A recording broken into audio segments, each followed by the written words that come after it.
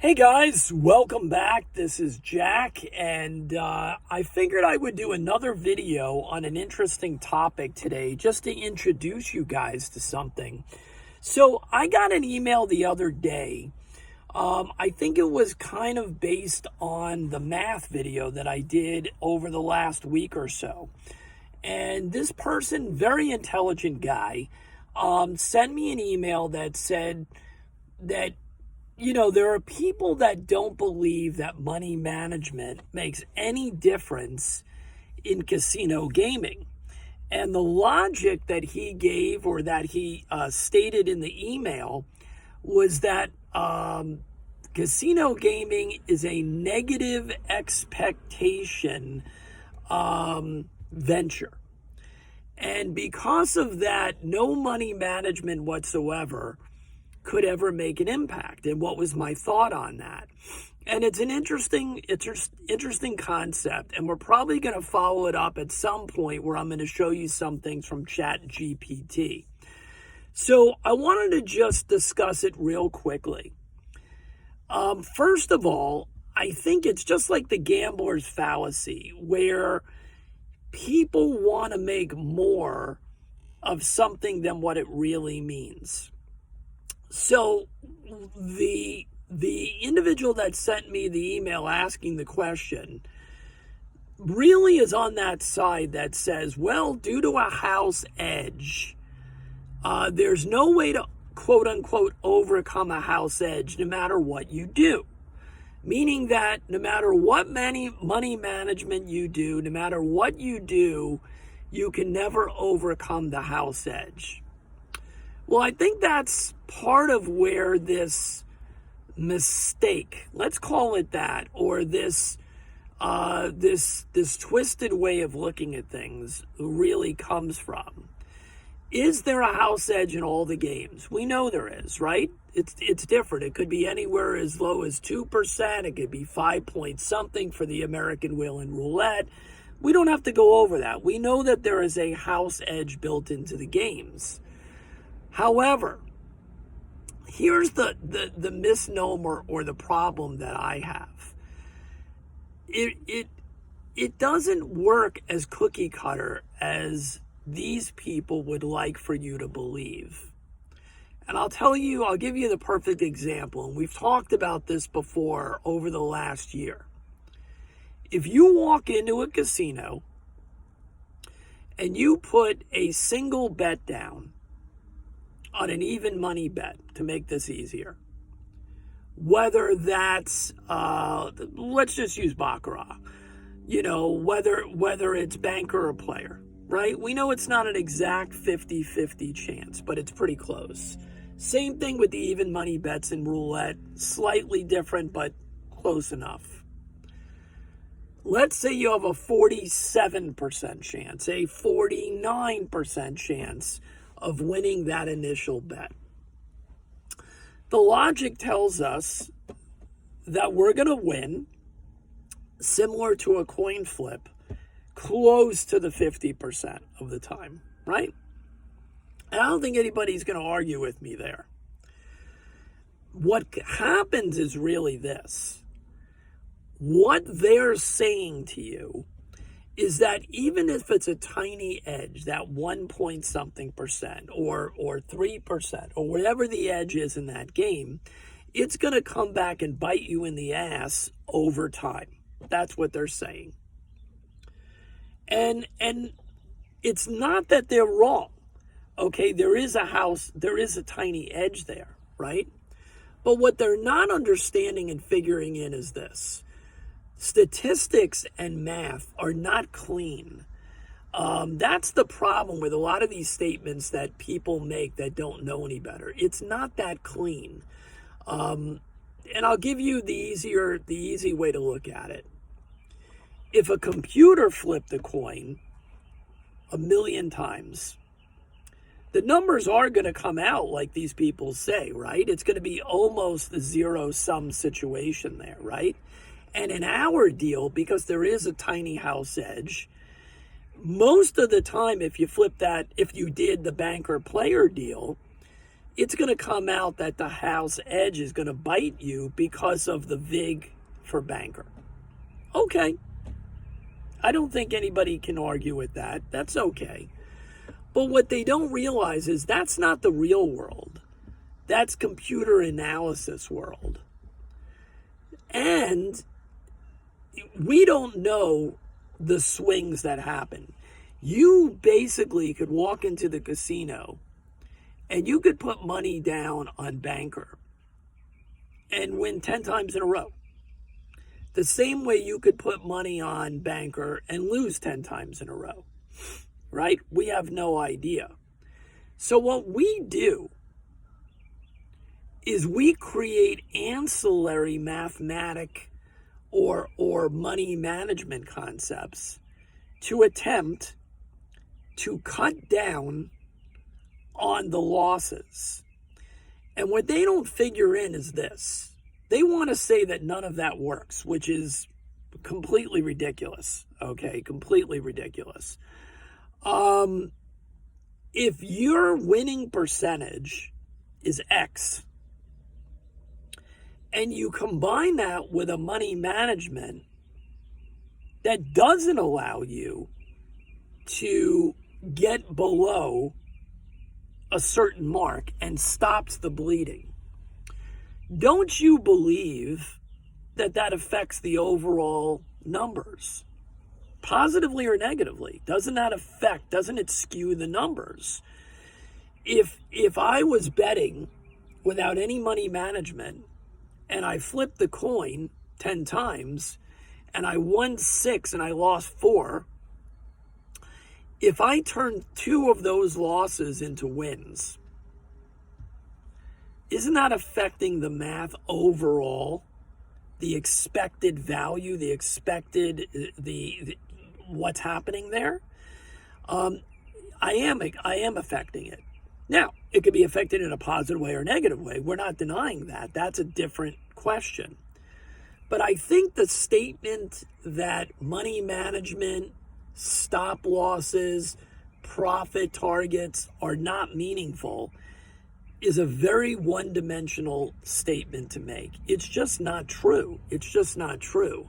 And the funny thing is, it's so ironic that this same discussion never happens in other things in life because they don't want you to go down that rabbit hole with trading, with all types of other things. So I've played poker since I was about 15 years old. And it's funny because the way that they look at it in poker with expected value, EV, is different. It's still random cards, right? The cards that I'm getting, the cards that you're getting over time, I'm going to get the same cards as you if we played 1,000,000 hands, blah, blah, blah. The difference in poker is that other than the random element, there's also a skill factor, right? How I play those cards. What is the optimal way to play those cards, right? But we still have an expected value that we're trying to manipulate. The manipulation in poker, when you play against other people, is a skill set. It also it can be boiled down to mathematics in terms of what you're bluffing with, how you're increasing your chances of winning pots that you shouldn't, and how you maximize the value of the hands that you're supposed to win and how much money you're making. So the variables are different in poker than they are in some of these other things. But the point is that you can manipulate standard odds, a standard format of what you're expected to win and expected to lose. I'm not telling you that poker and casino gaming are the same thing. I'm telling you that it's not as simple as basically saying there's a house edge and it can never be overcome. There are many, many people that I've met in my life that are students of ours for years that have overcome, quote unquote, this house edge to create paychecks and a lifestyle that they would never have had. So for me and my students, we know that it's possible. We have done it. We continue to do it. But that doesn't mean that we ignore the math. I don't want you to believe that. I understand that there's a house edge.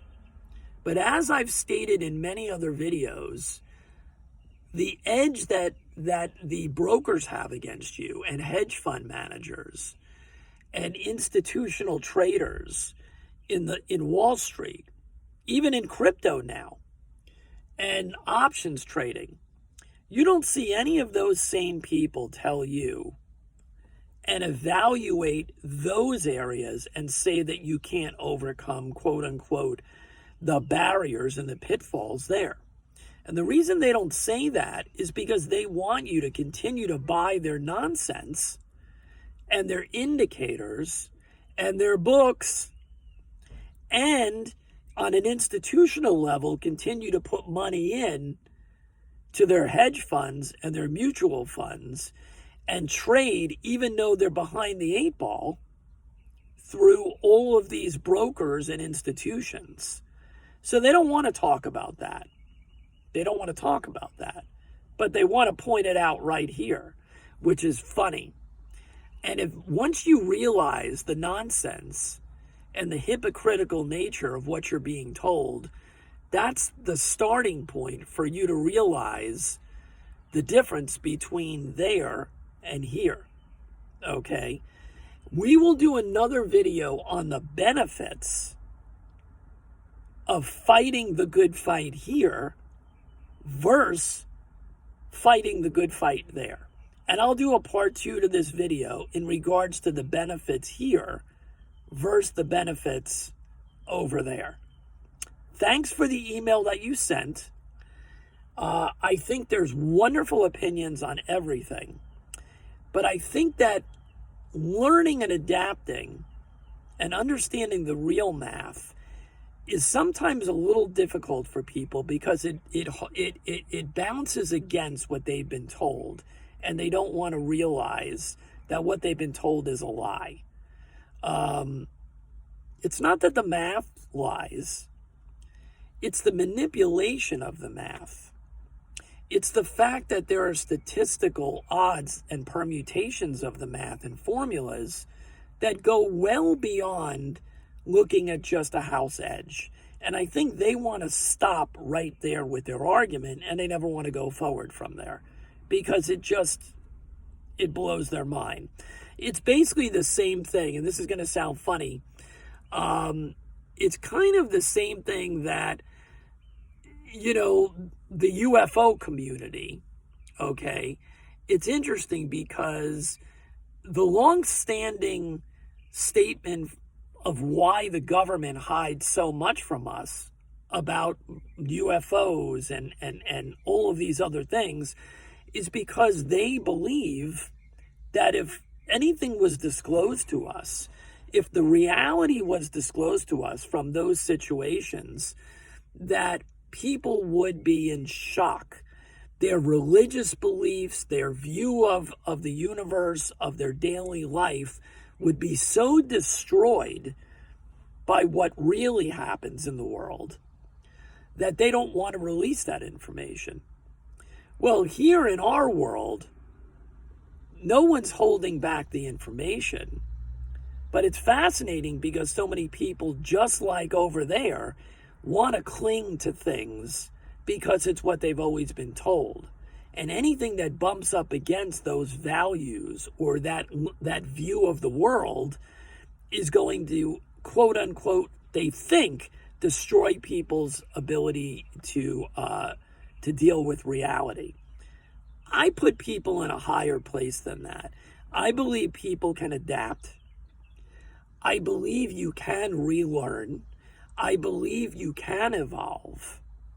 But the people that choose to not understand that and still think the earth is flat, they're never going to evolve, okay? No matter what you show them, they're never going to change their opinion, because they're always going to have a conspiracy theory that tells you that what they're being shown is not real. So if you believe that you can't win in the casino, you're never going to believe it. If you understand the reality of the situation and open your mind to the possibilities and evaluate them properly from a science, from a math, from a statistical point of view, and then do it and evaluate the strategies, the systems, the logic, and create a game plan like we do in Casino Diversification Toolbox, the latest course, and so many videos that I've done here, you will understand that the world is a much bigger place than what you've been told. I can't force you to drink the water. I can only tell you that what you've been told is not the full truth. It's partial truth. The next video I'm going to show you the difference between the benefits of building a business here, using the casino as a trading income stream, as opposed to over there. Have a great day. We've got a lot of things that are going to be happening over the next few days. You're going to want to stay tuned to the channel. And we'll see you on the next video. Bye-bye.